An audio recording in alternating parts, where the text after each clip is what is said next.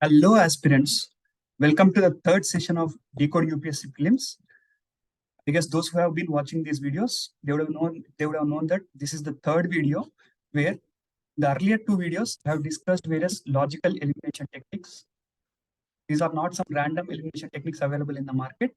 Those who are having sufficient amount of knowledge but finding it difficult to apply, using these elimination techniques, you can arrive at your answer.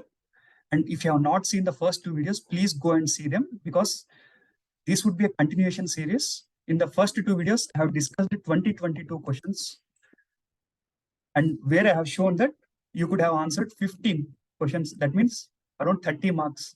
Considering the cutoff marks around 85 to 90, this is around 35 to 45% of required cutoff. See, generally UPSC gives in the ratio of 30, 40, 30, means 30 easy questions, 40 moderate questions, and 30 difficult to very difficult questions. So these 30 questions anyone would solve. And solving these 15 extra questions would have easily fetched your cutoff score. So don't miss these elimination techniques. If you have not watched, I have shared the links, first two videos links in the description box. Go there and see. And this is about me. I have cleared 4 UPSC CSC prelims. These are my marks, including 3 forest service cutoffs: 2016 147, 2017 114, 2018 121, 2020 117. If you observe, each time I was close to 120 marks, which is way above the cutoff marks. Now let's start today's discussion.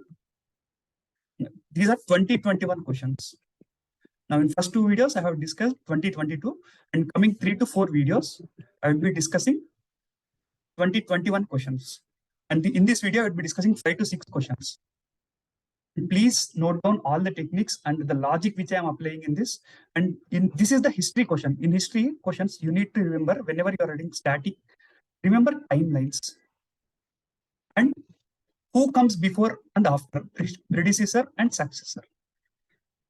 Especially in the last 3 to 4 years, these timeline-based questions have been a common theme. And who comes before them and who comes after them, successors.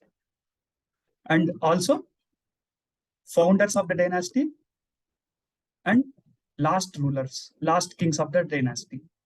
These points are very important. In the last 3 to 4 years, the questions are based on these themes. They are being repeated. I will show you through examples also in the coming videos and in this video also. Now, this first question, in the first quarter of 17th century, which of the following were the factories of the English East India Company located? So basically in the first quarter, where were East India Company factories were there, he's asking. He has given options as Broch, Srikakulam, Trichunapalli. So normally it is very difficult task to remember all the factories of all foreign bodies that have entered in India. However, this is an easy question. See, he's asking, he has given a certain time frame. What is that? 1600 to first quarter means 17th century, 1600 to 1625. You all know that East India Company was established in 1599 or 1600 AD. They entered subsequently in India. And first port they have established in East Coast is at Machilipatnam. That too in 1616 AD. This is all static information. I hope you know that. And in West Coast, you all know that Broch is an important area. So they have established the first factory in 1616 or 1618 in south eastern coast of India. And after that, in West Coast, they have established at Surat. And Broch being an important city, normally most of the aspirants would not be having sufficient knowledge with respect to second option and third option. But most of us would have heard about Broch. Right from ancient India, it's an important port city. So using that knowledge, when in just 1618 only they have established their first factory, then it would be really impossible for them to focus on those insignificant areas. I mean, just they have entered the country, first they would focus on highly productive areas, right, when they enter. And Broch being an important trade center, generally their eyes would fall on them. And once you eliminate 2 and 3 options, you are with, and since 1 would be sure shot answer. So 1 is, if you select 1, you will leave out 2 options, 3, 2 and 3. And you would be left with 1, 1 and 2. And depending upon your understanding whether Srikakulam was not there, you could have answered this question. And this is easiest question. If you solve this, see, you are applying complete knowledge you are having about the subject and East India Company rule, when they established, where they established first factory. These are all normal facts available in every basic book. Using those basic knowledge, you could have eliminated answer and you could have arrived at answer. So your answer is 1. Next question. 21st February is declared to be the International Mother Language Day by UNICEF. The demand that Bangla has to be one of the national language was raised in the Constituent Assembly of Pakistan. See, these two statements may seem innocuous in the context of India. However, it's a trap by UPSC. What is the need to ask about whether Bangla was part of Constituent Assembly debates of Pakistan or not? However, just see here, first statement. It is an International Mother Language Day by UNICEF. The trap is UNICEF. Now, all of us know that important UN organizations, every one of us would have read enough right from our 6th class social books. So UNICEF is basically, it's a children's, it started as a children's fund and it looks after children's welfare activities. UN body tasked with children's welfare. Why would a children's welfare organization declare an International Mother Language Day? And you would have heard about another UN body called as UNESCO. It's a cultural, scientific and cultural organization. So generally language is a cultural aspect, right? So why would UNICEF interfere in or have a mandate with respect to Mother Language Day? That's a normal, sensible point, right? So this option is gone. 1 is not there. Both 1 and 2 are not there. Now the demand that Bangla has to be one of the national languages was raised by the Constituent Assembly of Pakistan. You all know that Bangladesh, the present day Bangladesh was part of Pakistan. Then it's natural, right?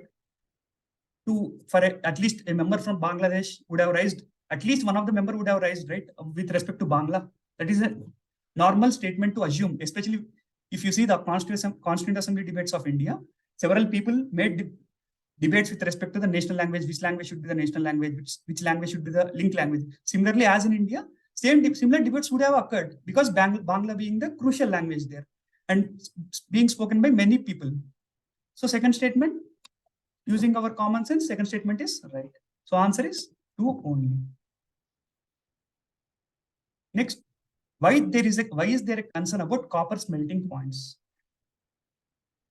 So this is about copper smelting points, which most of us would not have much knowledge with respect to the technological aspect or the minute details of copper smelting points. However, I have said in my second video, I have given you 5 to 6 mantras. What is the mantra? I said first search for the extreme statement, and next 100% true or false statements. Now see the first option. They may release lethal quantities of carbon monoxide into the environment. If it is so, if they are releasing lethal quantities, it means very dangerous, in very beyond a significant point, they are very dangerous. Lethal means lethal quantities of carbon monoxide into environment. If it is so, then no government would allow any copper smelting point to function.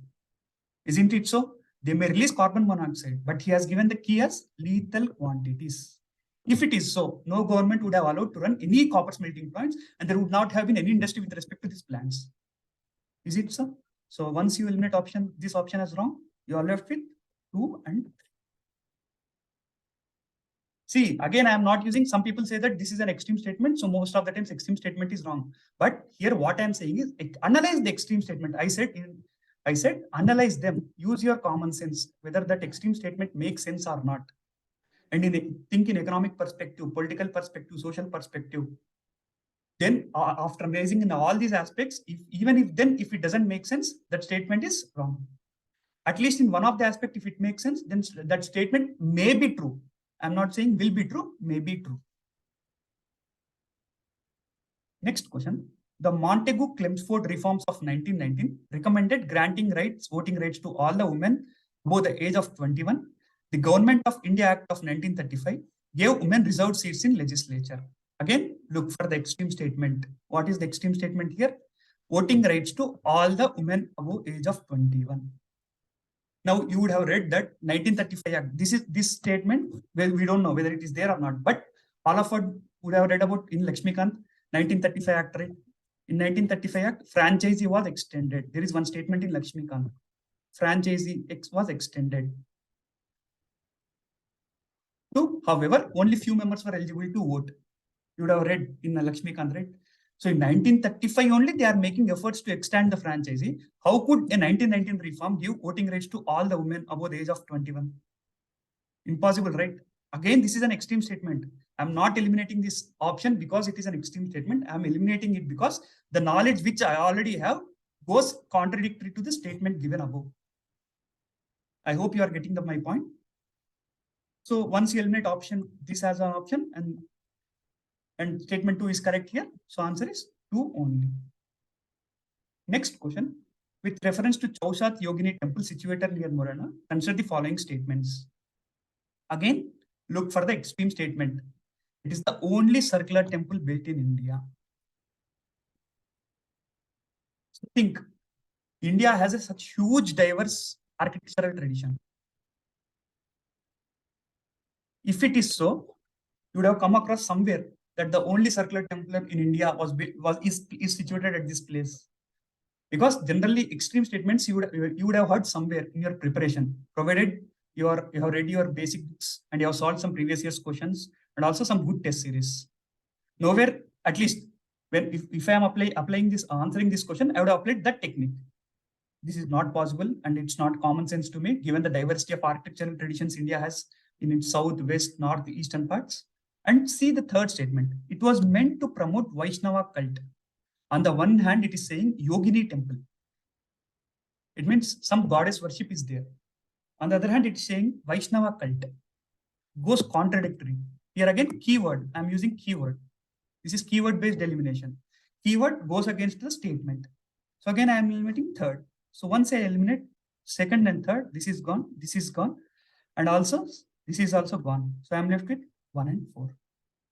I hope in these 5 to 6 questions, you have got what do you mean by logical elimination techniques.